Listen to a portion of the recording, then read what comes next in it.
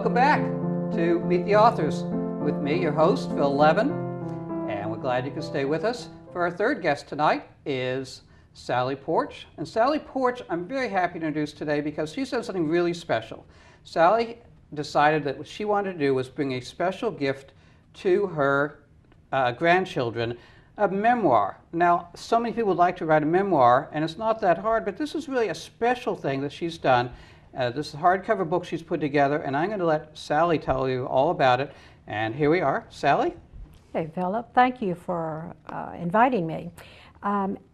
As my two oldest grandchildren approached high school graduation, I really wanted to do something special to give them a gift that they would remember for years to come. And I ended up deciding on a book. I wanted it to be something that was an unusual size, that didn't disappear on the bookshelf, and something just unique. So this is, with your help, thank you very much, what we've come up with. I began 2 years ago, or longer than that really, to think about what I wanted to say. And I wanted to focus on things you may not have learned in school, but really are essential to living a happy life, a good life. So that's how it all got started. And it's a marvelous book. It's a marvelous book. This one is hardcover. It's got gold leaf. It's got this beautiful ribbon, and it's got photos of the families, of the kids when they were little, and then it's got photos of them as they got much older. And it's got these wise sayings. Let's see, there's like two halves, right? The first half is about your grandfather. My great-grandfather. Great-grandfather's lessons in life. When I started thinking about the project, my great-grandfather and the maxims that I had found in 1974. How did you find these maxims? I was writing a history paper for a college class, and I found out that my ancestry is pretty unusual, and my great-grandfather was quite successful, and his history is well documented, and things that were even easily accessible in 1974. So he had written maxims to live by, and when I was well into my own project, it occurred to me that maybe I could link these things up and have a family history that actually spanned more than a century. So that is what has evolved, and it's just special.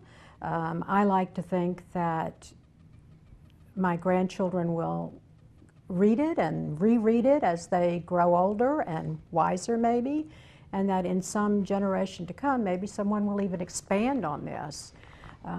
That's my vision for what I've done. So you took these writings that were from your great-grandfather, and then you took writings of your own, you edited them up and put them in two halves and made lessons to give to your children in a permanent type book.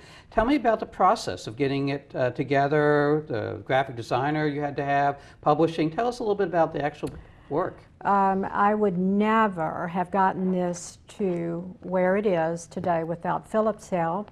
He was just marvelous, magnificent really, in helping me to zero in on what needed to do. I had a lot of help in formatting from Southern Printing in Pass Christian, and then Philip found my publisher for me. So or the printer, excuse me. I have to get my terminology right since I'm not as familiar with all of this as some of your previous guests have been. How many copies did you publish in all? I ended up with 60. I'm not sure what I'm going to do with the 60, but I have circulated them to some of the people in my family, and everyone is very pleased, and some of them are quite surprised at some of the things from our family that they hadn't realized before. So that's just the marvelous thing about having these types of memoirs. They're permanent records of your family that they can share and pass down, and it's really a marvelous project. And this book, you have another book in your lap? I do. This is, I had found this when this is the story of Winchester in Virginia. I am from Virginia originally, and as are most of my ancestors. And this was where I found the maxims that were written by my great-grandfather, as well as he was quite a philanthropist. And Winchester, Virginia, they still celebrate his birthday at the fire department in Winchester, Virginia, all these years later. So it's, Sally, it's been wonderful having you, and I'm so glad that we got to talk about your book and the history of writing it.